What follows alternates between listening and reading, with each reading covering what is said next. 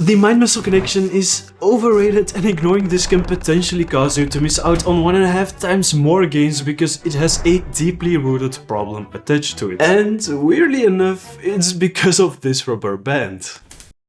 The mind-muscle connection is basically feeling your muscle contract while performing an exercise, like feeling your bicep burn during a bicep curl. For decades, it has been preached by bodybuilders and now even well-respected scientists to focus on this feeling as you lift weights because it supposedly increases muscle growth. But there is a very important nuance that's not talked about nearly enough, which comes from the deeply rooted problem. First, most people act like the mind-muscle connection has been well researched and is a science-based way to increase muscle growth. But I want to challenge that idea because in my opinion the evidence is quite weak. There is research around focusing internally, so thinking about contracting the muscle, as opposed to focusing externally, so focusing on just moving the weight up. And most studies do show that when you focus on contracting the target muscle, there is an increase in EMG activation, which is supposed to measure how active a muscle is during a movement. But here lies the first major problem.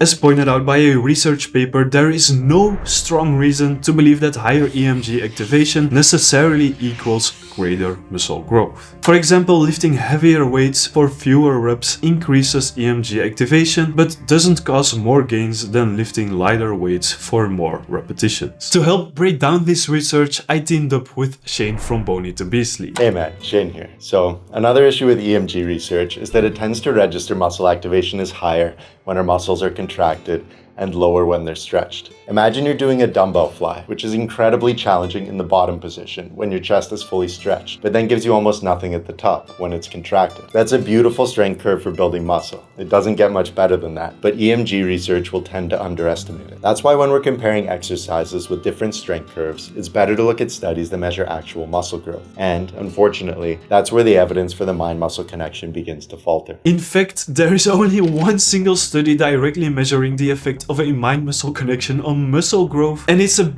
bit dubious in my opinion. It found greater biceps growth from bicep curls when people focused on the mind-muscle connection. However, it made no difference in quadriceps growth when doing leg extensions. The researchers of this study suspect that this is because people have a poor mind-muscle connection with their legs, but I wonder if it's because people were just swinging the weight up when curling when they were told to just move the weight up. And because there is only one study, this could also just be a false positive. This isn't that uncommon, especially with a small sample size. And the plot thickens into a veritable stew if we consider strength. For example, in this meta-analysis, they found that focusing on the mind-muscle connection reduced the amount of weight people were able to lift. Now, if all you're trying to do is build muscle, you don't necessarily need to care about how much weight you're lifting, just about how much tension you're putting on your muscles. Problem is, if all else is equal, then lifting less weight does tend to mean less tension, and thus less volume, and thus less muscle stimulation. All this research exposes our deeply rooted problem. If you don't feel your chest working during, for example, the bench press, you might think that you're doing something wrong, but that's not necessarily true. If you rest less between sets, you will feel your muscle burn a lot more, but research shows us that this often causes less muscle growth. After running a marathon, your muscles are sore as fuck, but there is almost no muscle growth whatsoever. When you do a couple of calf raises, you're not necessarily that sore the day after, but you can be sure that it causes much more muscle growth than the marathon. So many people confuse feeling something with results. Now, I won't deny that if you feel your muscle working during an exercise and it gets sore the day after, there is a good chance you trained that muscle effectively. But you might be able to train that muscle even more effectively. For example, let's say you're focusing on the feel. So you're doing your tricep extensions up here, keeping constant tension on them, kindling a hotter fire. You'll get a great burn, and it might feel like you're working them really hard. And you are, but you could stimulate even more muscle growth by going all the way down to the bottom, getting an even deeper stretch on them. And that's because of our rubber band. A recent study found that when people performed the overhead tricep extension, they saw about 1.4 times more muscle growth as opposed to regular tricep pushdowns. That's because of something called mechanical tension. Mechanical tension mainly consists of two things: active and passive tension. Active tension is basically your muscles moving weight because you actively contract them. Then there's passive tension. For this I will use my precious rubber band. If you stretch out the rubber band enough, there is a lot of passive force experienced by the rubber band. The more I stretch it, the more tension it experiences. And the same thing sort of happens in your muscles. The more you stretch them out with a weight, the more they also experience a greater passive tension. Over the past few years, a decent amount of studies have been finding that increasing this passive tension or stretch seems to drastically increase muscle growth. That's because this increases total mechanical tension on the muscle, because remember, mechanical tension is just passive tension plus active tension. Now, don't expect to exactly gain 50% more muscle. However, many studies do show that this mechanism is even more powerful, so this just shows that it's well established. The tricky thing is, however, that movements that place a bigger stretch on the muscle don't necessarily have that good of a mind-muscle connection. Remember, we feel the strongest connection when our muscles are contracted, not stretched. And muscle activation research registers more activation the more contracted a muscle is. That's why all of this can seem so confusing. Let's take a look at this TikTok video. He has basically modified the exercise to training in the most contracted position.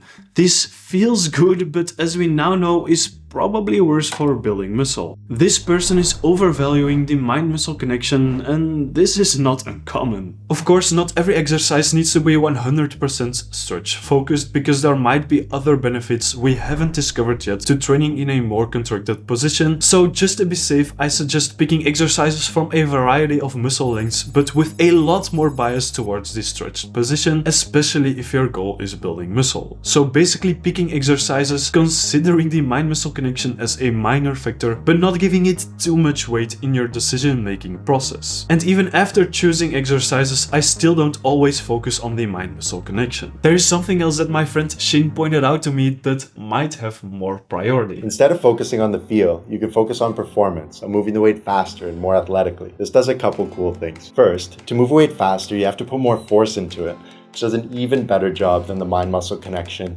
at improving muscle activation.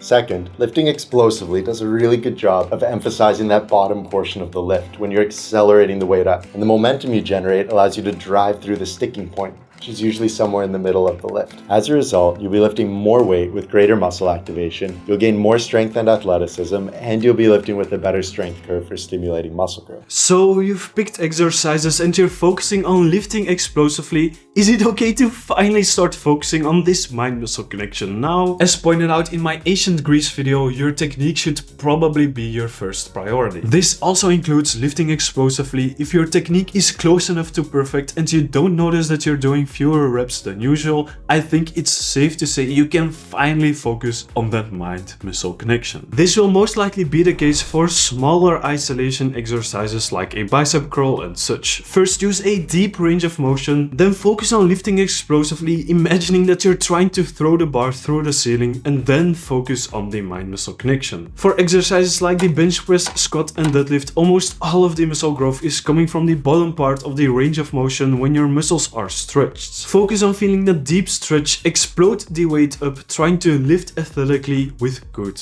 technique. Watch this video next to learn 3 bicep exercises that take advantage of this stretch mechanism. Big thanks to Shane for helping me create this video. You can check out his channel here. Also, if you want to support either of us to help make us more videos like this, you can check out the training programs in the link in the description down below.